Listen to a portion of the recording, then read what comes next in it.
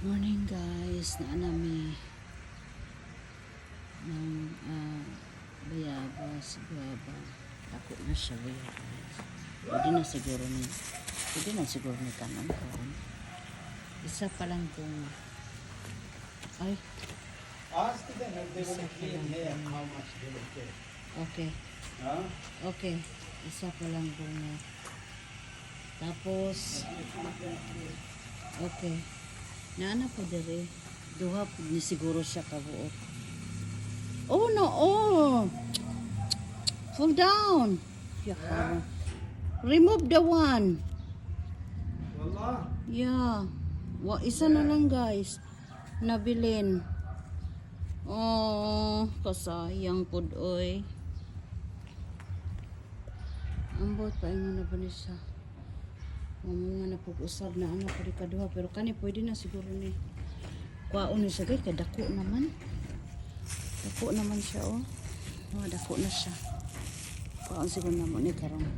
Kasi man na pagkakunin na namin yan ngayong week na ito para matikman namin first fruit sa guava namin, bayabas namin.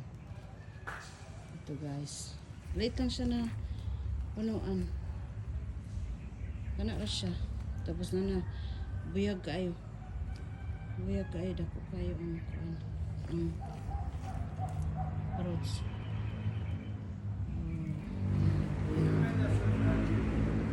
Tapos amo ang mangga po damo kasi mga na po ni kami. Inaanay ko ba? Kana nga mangga. Kasi mamunga na po siguro na karong tuiga.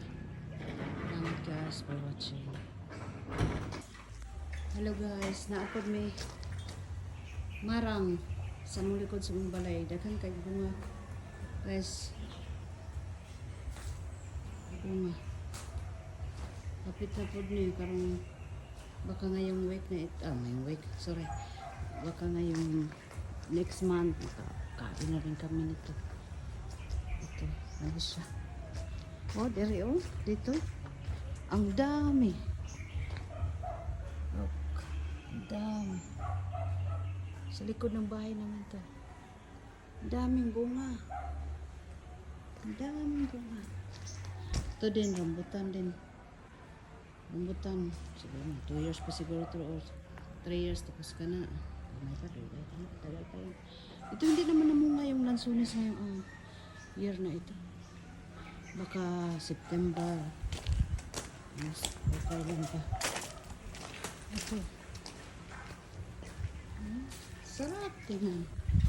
Ang dami. Maliit din siya na ano pero ang daming bunga. Buyag, buyag. Mashallah, mashallah.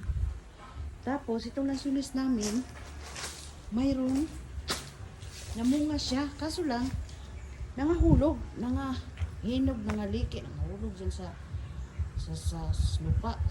Sahig. Tapos ito, hindi naman, yun, mayroong maliit, mayroong yung piraso yun na malaki. Naiinit kasi. Ay, pero, andun. Kita niyo ba? Kita niyo ba? Ayan o. Kita niyo ba yung bunga? Lansunis.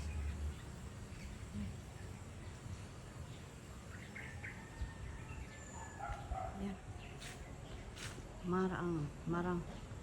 Ang marang yung biyag. Yung bunga. Ito. Siguro 1 month to. Kakain na kami nito. 1 month to. Ito. Yan. Pinaputol namin yung kahoy guys. Kasi pag hindi putol yung mga kahoy. Hindi putol yung mga kahoy. Ang dami namin sili dito sa bahay namin. Chili yan guys. Tingnan yung chili. Ang dami. Sinong gustong kumain ng chili dyan? Pwede yung pumunta sa bahay at kumuha ng chili. Yan yung chili. Ang daming chili. Kailangan na itong paglinisan tong paligid namin guys kasi ang dami-dami ng mga damo. Hindi namin napalinisan tapos laging umuulan dito kaya hindi kami hindi kami nakapalinis. Tapos yung mangga namin, ito guys. Ano bang ibig sabihin nito guys pag mayroon ng ganyan? Ano ibig sabihin nito? Ibig sabihin guys, mamumunga na to siya? Mga pag ganyan? Hindi ko po siya alam eh. Pag ganyan guys, mamumunga na ba yan? Yan ba yung sign guys na mamumunga siya pag mayroon ng mga ganyan-ganyan? Yung parang may mga... Yes! Yan mga ganyan. Okay, coming. Okay guys. Thank you guys for watching. Okay, bye-bye.